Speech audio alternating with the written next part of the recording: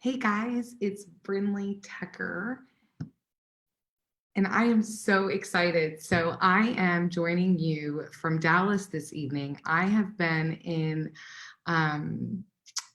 I've been at a conference for Keller Williams. So those of you that are with Keller, you know where I'm at. Those of you that might not be in our real estate world yet, I am at our annual family reunion conference. So if I sound a little hoarse today or I have to drink a little water, that's why, because I've been talking to 15,000 of my friends for the last 3 days. So I'm actually really excited. I'm doing this video and then I'm racing over to an event that our team started, I think about 3 years ago. And it's for administrative assistants, directors of operations, anyone in a support admin position in real estate for our company. And it's a way to get them all together and show them appreciation and let them network and pour into them. So I'm really excited about that event tonight and excited to add value, because that's really what it's about, right?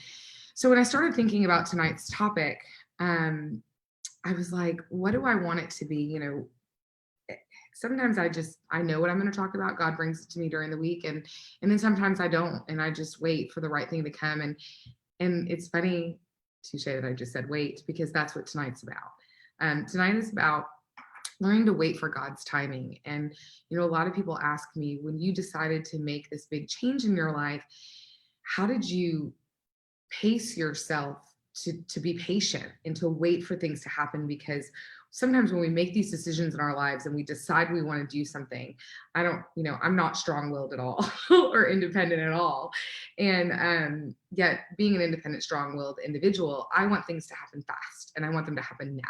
So when I make a decision to do something, it's like, okay, I want to change my life. I want it all to change within 24 hours and I want it to happen. And one of the most important lessons that I had to learn was I had to learn to wait. I had to learn to be patient. And there's certain things that I did throughout my journey of 8 years to do that. And then last year, I pick a word at the beginning of every year, and I have an exercise that I do. And as I did the exercise last year and I wrote words down, the word patient kept coming up. And it scared me. It was like that word on the paper that I was like, it can't be that word, because if it's patient, then that's going to be a tough year. And it was a tough year, yet it was a year of massive growth. So the first and number one thing that I've learned, that if we want to start mastering patience, is that we have to be willing to get uncomfortable. Because for those of us that need to master patience, we're a very impatient individual. And so I wrote down a few things tonight that I wanted to share with you about patience and about mastering patience and how I learned it. Something that I learned early on is that, God's timing is always perfect. And the reason that it's always perfect is he gets to see the big picture. He gets to see everything from beginning to end. And we only get to see the past and what's right in front of us. We don't have a crystal ball.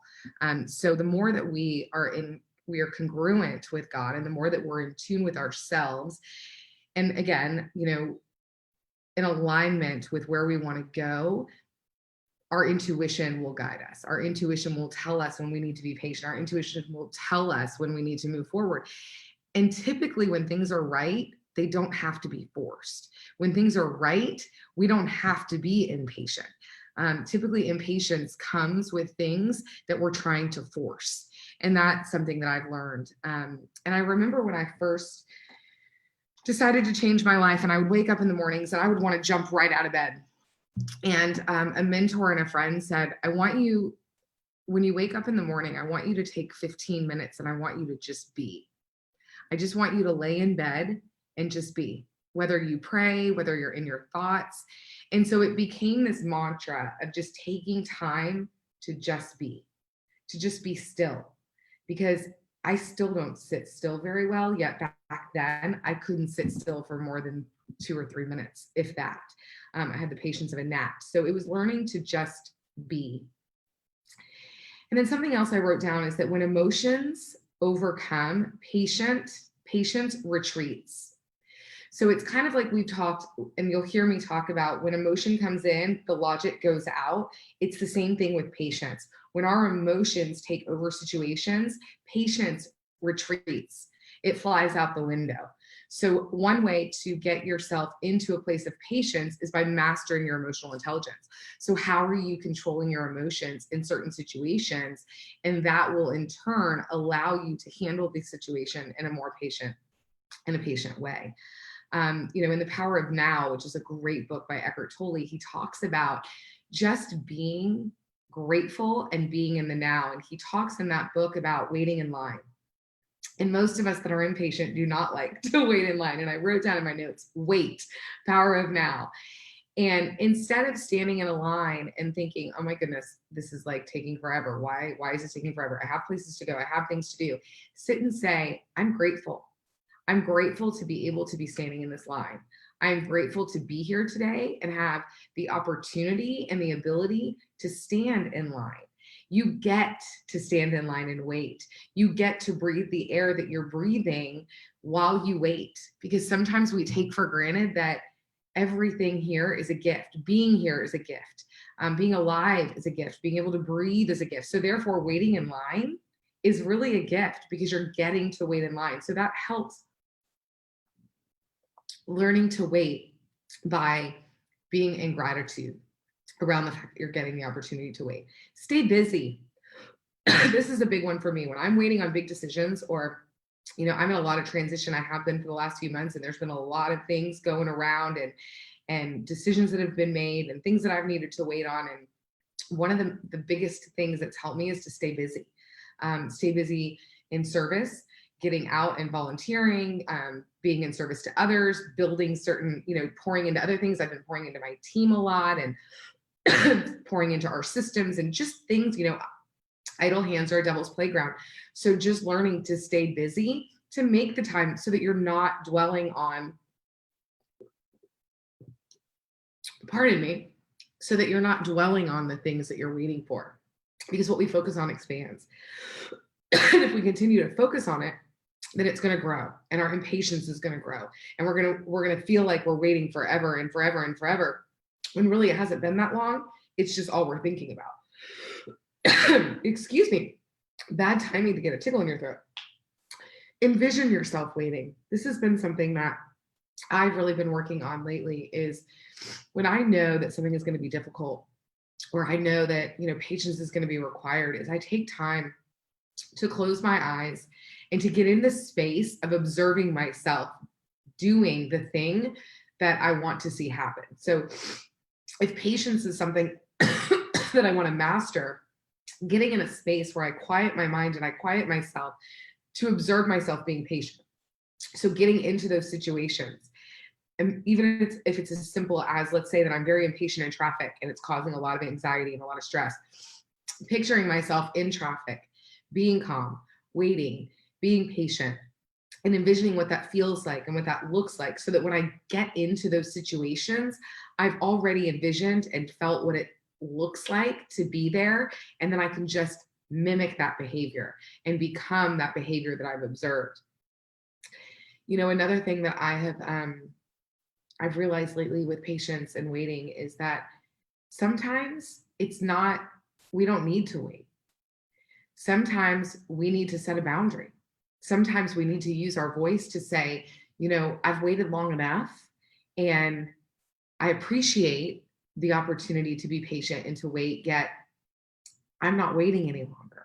It's time for me to move on. Sometimes this shows up a lot with bad behavior or abusive behavior, or if people aren't showing up the way that we wish they would show up, or they're not maybe showing up in the right way or a dangerous way. It's not the right time for us to master patience. It's actually time for us to master moving on. We can wait. And a lot of times what I have learned in big decisions in my life is when I make reactive decisions, I regret them. Yet when I wait, typically the situation will tell me what's supposed to happen. And so if I'm not forcing it and it doesn't happen and I wait, I find that it either happens at the perfect time when it's supposed to, and everything else aligns, and it may not make sense before that moment, but when I get to that moment, it makes sense. And then there's other times that by waiting, the situation reveals more, and I actually realize that it wasn't the right decision. And if I would have acted upon it or reacted, I would have ended up making a pretty detrimental decision. And so what I've learned is that the more waiting that I do, the more God will reveal to me the right thing. And then recognizing when I've waited long enough and it's time to move on. Because sometimes we will stay stagnant to prevent ourselves from getting into action. And so we have to be really careful. Is the patient's healthy? Is the waiting healthy? Or is it that it's time to move on and I've waited long enough? Some things require you to wait. And sometimes we just have to wait. I think about when you are crossing the street and you have a little white man and you're waiting for the white man that's walking, yet you keep pushing the button and the man's not coming. And really, there's nothing you can do. You have to wait for the man, because if you don't wait for the walking man and you cross the street, you can get hit by a car. And so there are going to be things like the little white walking man that you're going to have to wait for. And you're just going to have to seek guidance from your higher power, from your friends, from accountability, to just wait and just to be patient. Because a lot of good things in life are worth waiting for. And the longer we wait, the more that will be revealed and the smarter decisions that we actually make. And, I'll leave you with living in the now.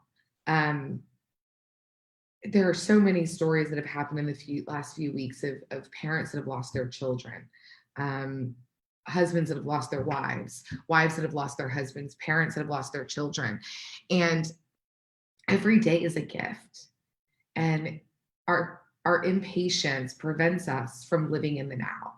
And so in order to truly master patience, we have to learn to live in the now.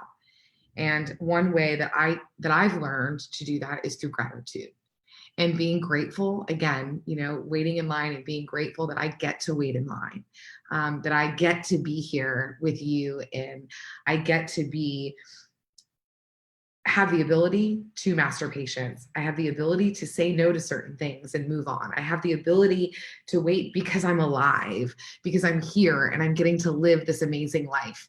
And so this week, I challenge you to find and observe the moments in which your impatience begins to take over, and journal about those times. Write them down. What is it that's causing you at that moment to be triggered, to be impatient?